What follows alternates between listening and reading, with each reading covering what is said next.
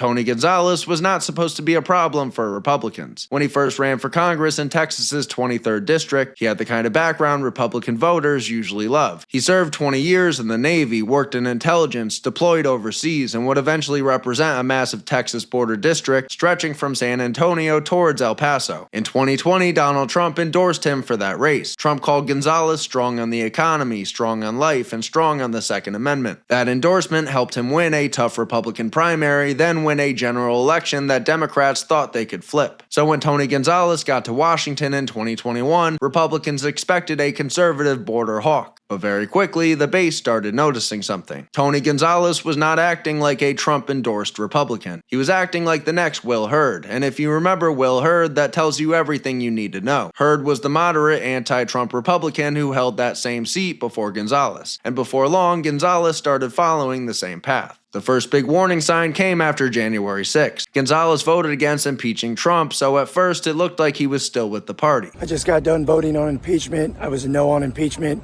You know, the Democrats have tried to impeach the president from the very beginning of this administration, and now's not the time for that. Now's the time for our country to come together and heal. I look forward to working with the Biden administration to do just that. But then in May of 2021, he joined 34 other Republicans and voted to create the January 6th committee. And Gonzales made it worse with his own words. He described people involved in January 6th as domestic terrorists. Later, when Trump referred to some January 6th defendants as hostages, Gonzales pushed back and said they were certainly not hostages. President Trump is talking about January 6th. Again, he is calling it a beautiful day. He's talking about pardons for those people you call domestic terrorists. Do you believe those rioters should be pardoned? Well, they're certainly not hostages. When I think of a hostage, I think of what happened, Hamas. So right away, people saw the pattern. Tony Gonzales wanted Trump's endorsement. He wanted Trump's voters. He wanted to run as a Republican in a border district. But when the heat came, he was willing to side with the establishment narrative. And that was only the beginning. The vote that really changed everything came in 2022. After the horrific school shooting in Uvalde, Texas, which happened inside Gonzales' own district, Congress pushed through the Safer Communities Act. Now, obviously, what happened in Uvalde was evil. It was unthinkable. Nobody with a soul looks at that and feels nothing. But the question was what Washington would do next. And Gonzales decided to side with Joe Biden and the Democrats. He voted for a major gun control bill. That bill expanded background checks for people under 21. It gave states hundreds of millions of dollars to support red flag law programs. Gonzales was the only House Republican from Texas to vote for it. And when conservatives called him out, he didn't back down. He actually doubled down. He said that if the vote happened again, he would vote for it twice. That one vote turned Tony Gonzales from a questionable Republican into a target. Because in Texas, you do not run as a Second Amendment conservative, take Trump's endorsement, represent a border district full of gun owners, and then vote for Joe Biden's gun bill without consequence. And one of those consequences was Brandon Herrera. Herrera was not a typical congressional challenger. He had already built a massive online following as a firearms creator and Second Amendment advocate. And he built his campaign around one simple message: Tony Gonzales betrayed gun owners. That gun vote became the center of the entire anti-Gonzales movement. But it wasn't the only vote, because just weeks after the gun bill, Gonzales broke with conservatives once again. He voted for the Respect for Marriage Act. That bill created federal protections for same-sex marriage and required states to recognize marriages performed in other states. And then when the bill came back after the Senate made some changes, he voted for it once again. So now Texas Republicans were looking at their congressman and thinking, he voted with Biden on gun control, he voted with Democrats on marriage, he backed a January 6th committee, yet he still calls himself a conservative. Then came the border fight. And this one was especially insulting because of the district that Gonzales represented. Chip Roy introduced a tough border bill called the Border Safety and Security Act. It was designed to give Homeland Security more power to shut down border crossings and detain asylum seekers. For most people, this was basic common sense. The border was wide open, communities were overwhelmed, and Republicans had campaigned on stopping it. But Gonzales opposed the bill, and he didn't just oppose it quietly. He called it not Christian and anti-American. And that was the final straw for the Texas GOP. On March 4th, 2023, the Republican Party of Texas formally censured Tony Gonzales. The vote was overwhelming, 57-5. The censure cited his gun vote, his marriage vote, his opposition to Chip Roy's border bill. And how did Gonzales respond? He basically shrugged it off. When reporters asked him about the censure, he said, "What censure?" And that basically tells you the whole story. Tony Gonzales was acting like the rules didn't apply to him because he had the establishment behind him, and that became even clearer during the 2024 primary. Brandon Herrera challenged him from the right, and Herrera was quickly gaining support. Matt Gaetz backed Herrera, Bob Good backed Herrera, conservative activists rallied behind Herrera, and Gonzales had the entire establishment machine behind him. Millions of dollars poured in to save him. And then, right in the middle of that fight, Gonzales gave his critics one of the best attack ads they could have ever asked for. He went on CNN State of the Union with Dana Bash, and instead of trying to calm things down inside the party, he went straight after the conservatives backing his opponent. He said, "It's my absolute honor to be in Congress, but I serve with some real scumbags. Look, Matt Gaetz, he paid minors to have sex with him at drug parties.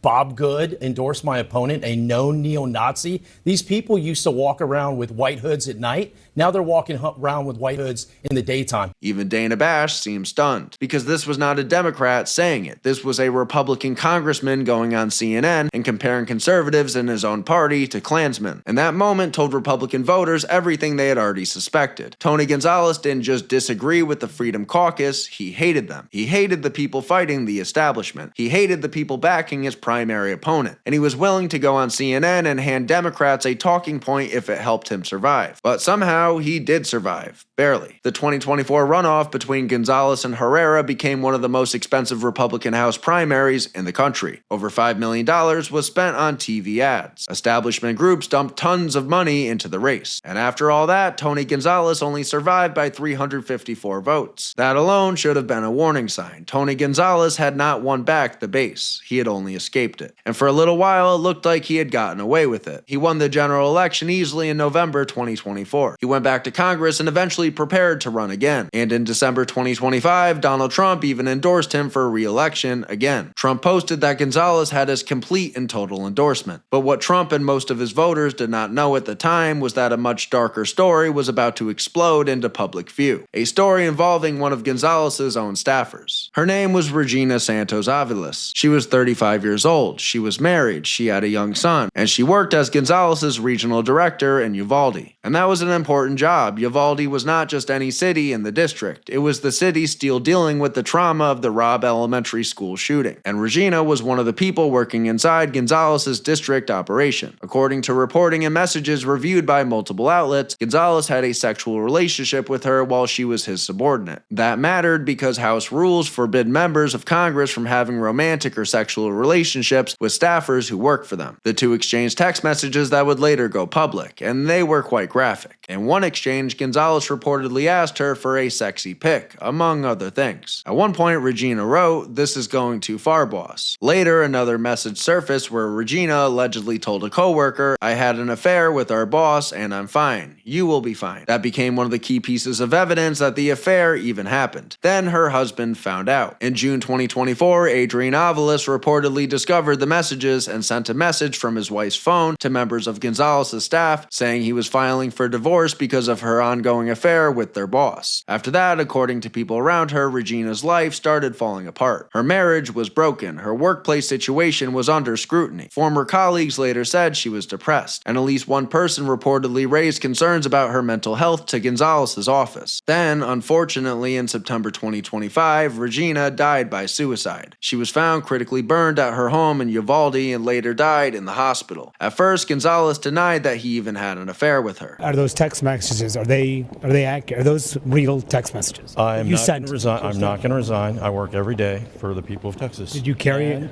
And there will be an opportunity for all the details and facts to come out. What you've seen is not all the facts. Did you have an extramarital affair with a staffer? What you've seen is not all the facts, and there'll be an ample time for all of that to come out. What are the facts? Can you address it right now? Your constituents want to know. My constituents are not here in D.C. My constituents are back home in Texas. And when the story got even bigger in February 2026, he called it blackmail. He said it was a coordinated political attack. He accused people of trying to profit politically and financially off a tragic death. But the problem for Gonzales was simple. The texts existed, and the reporting kept coming. The House ethics process was already moving, and the scandal was not going away. In March 2026, the House Ethics Committee announced an investigation into whether Gonzales engaged in sexual misconduct towards someone employed in his congressional office, and whether he gave her special favors or privileges. That same day, Gonzales finally admitted the affair. He went on the Joe Pag show and said he made a mistake. I made a mistake, and I had a lapse in judgment, and there was a lack of faith.